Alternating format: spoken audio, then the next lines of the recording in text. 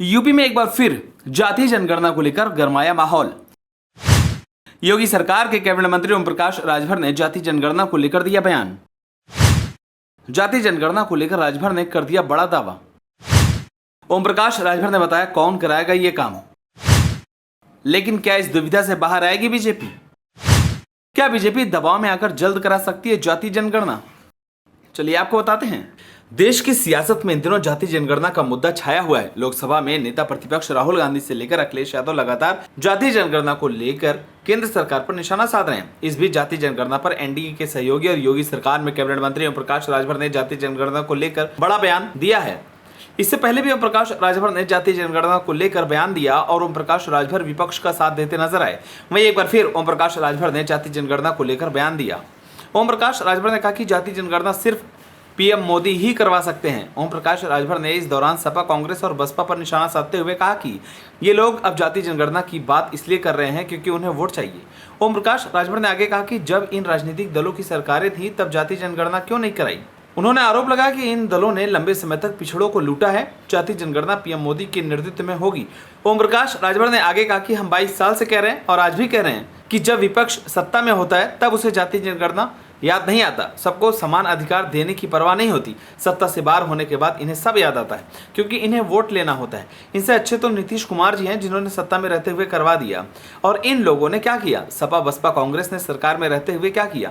उन्होंने जातिगत जनगणना क्यों नहीं कराई? इसके साथ ही राजभर ने दावा किया कि जातिगत जनगणना एनडीए गठबंधन प्रधानमंत्री नरेंद्र मोदी के नेतृत्व में कराया जाएगा। हम कई बार इस बात को कह चुके हैं, पीएम मोदी ही जातिगत जनगणना कराएंगे। यह और किसी के बस की बात नहीं है।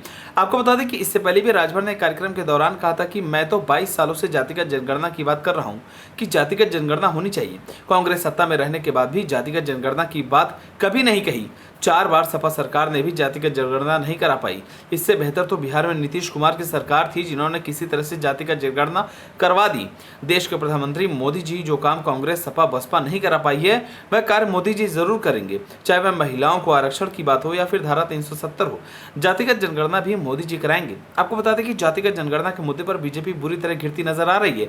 एक तरफ जहां इंडिया गठबंधन समेत कई विपक्षी दल इसकी हिमायत कर रहे हैं तो वहीं खुद बीजेपी के अंदर कई ऐसे नेता हैं जो इसका समर्थन करते हैं। यही नहीं, बीजेपी के कई सहयोगी, फिर चाहे वो सुभाषपा हो या फिर अपना दल और निषाद पार्टी, ये दल भी जातीय जनगणना कराने की मांग करते हैं।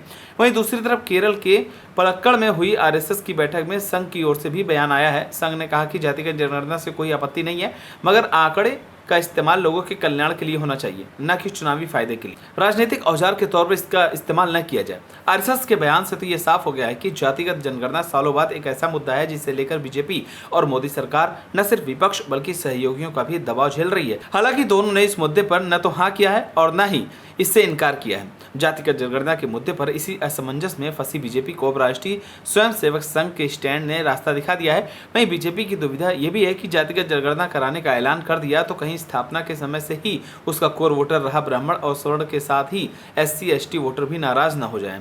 अगर वो जनगणना नहीं कराती है तो कहीं प्रधानमंत्री नरेंद्र मोदी के चेहरे और अलग अलग राज्यों में अलग अलग समीकरणों की वजह से बीजेपी के साथ आया ओबीसी वोटर न छिटक जाए। यही वजह रही है कि बीजेपी न कराएंगे न विरोध करेंगे की नीति पर चल रही है। खुद अमित शाह भी यह कह चुके हैं कि बीजेपी जातिगत जनगणना की विरोधी नहीं है। राज्य चाहे तो अपने स्तर पर जातिगत जनगणना करा सकते हैं। अब संघ का ताजा स्टैंड इस मुद्दे पर बीच का रास्ता बताया जा रहा है। बहरहाल अब देखने वाली बात होगी कि क्या बीजेपी जातिगत जनगणना करवाती है या नहीं। आप सभी को क्या लगता है, जातिगत जनगणना होनी चाहिए या नहीं? हमें कमेंट का जरूर बताएं। अगर आप नए तो हमारे इस चैनल को सब्सक्राइब करें।